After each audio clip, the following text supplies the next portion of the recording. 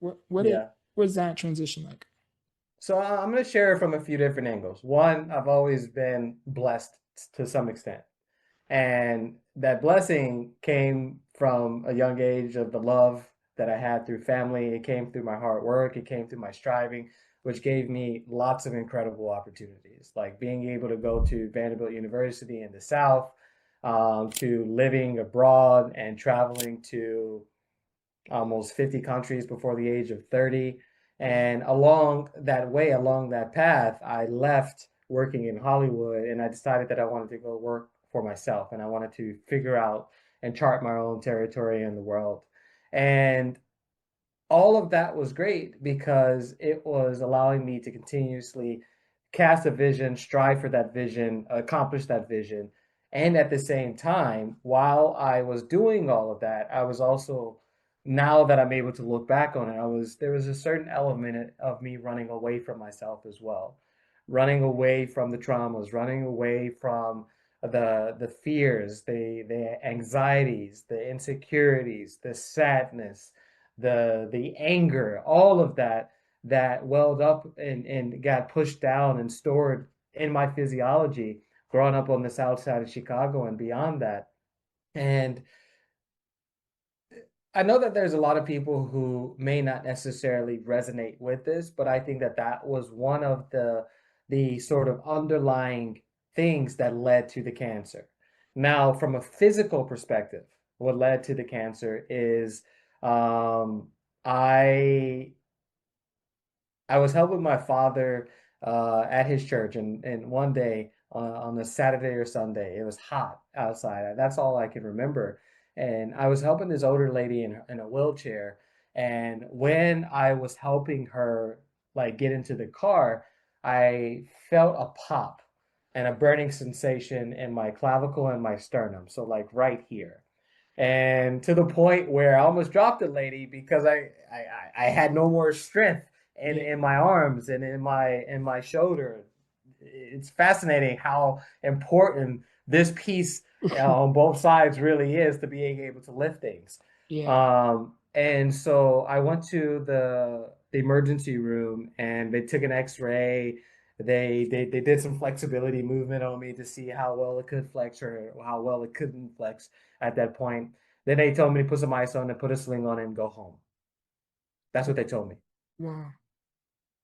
So they took an X-ray, and you, like you said, you kind of I don't like, was it dislocated? Like you said, something popped, right? As you were like helping the older lady into her vehicle.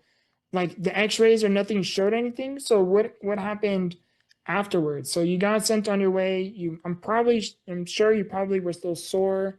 It sounds like maybe there really wasn't much they could have done, or maybe they neglect you as a patient. Like what do you like, how did that moment feel? Because you said they kind of just sent you home. Like, did you feel like you should have gone home? Do you feel like they should have done an MRI scan or something more advanced? Like, Yeah, what I will say is that that moment was what it needed to be. okay. Because even with me going home, I put a sling on it, I put ice on it, but I was listening.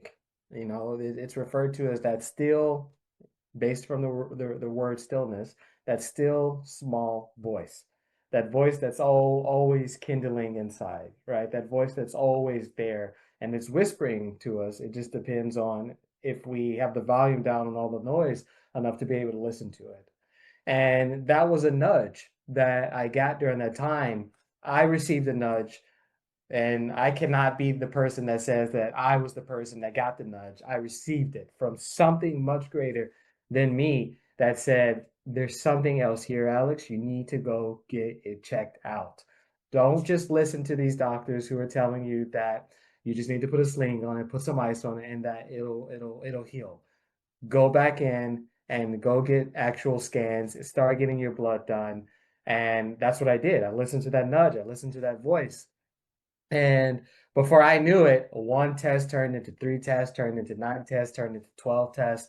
And over a span of months, probably about, when I say months, probably about 8 weeks or so, it went from, oh, your heart is pumping really strong, or you must be an athlete, to, oh, this is the reason why it's actually pumping, which led to me going into the office one day with the doctor and he letting me know that I was back then, unfortunately, diagnosed with stage 4 cancer. Wow. That must be real very, very heavy to hear too. Like they're the medical professionals are assuming, oh, you must be an athlete just because of how your results are looking. Right? And you're like, no, it doesn't sound like the Alex to me, you know what I mean?